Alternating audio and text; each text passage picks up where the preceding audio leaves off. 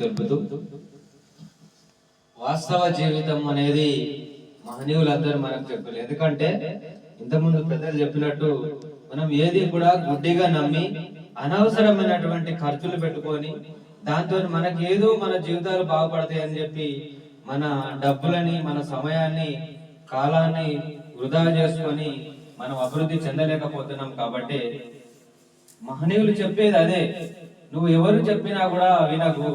ఏదో అవుతుంది, ఆమ్ అంటే నీకు ఇది వస్తుంది, అది వస్తుంది, లేకపోతే గంగస్నానానికి పో, దానం చేస్తే నీకు మోక్షం వస్తుంది, నీ పాపాలు పోతాయి, పుణ్యాలు పోతాయి, పైసలు బాగా వస్తాయి, లక్ష్యం హఠాత్తుగా మీ ఇంట్లోకి వచ్చి వచ్చిపోతుంది, మీకు అన్ని అష్ట విషయాలు వస్తాయి అని చెప్పి మనల్ని నమ్మించి మోసం చేయడానికి, వాళ్ళ వైపు దింపుకోవడానికి తప్ప మనకు ఎలాంటి లాభాలు ఉన్నాయని మహనీయులందరూ చెప్పారు.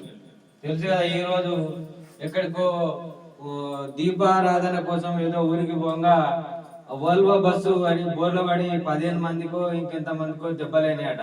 మరి ఆ దేవుడు పోయిండు, ఎందుకు కాపాడలేకపోయిండు? ఇవాళ మా తల్లి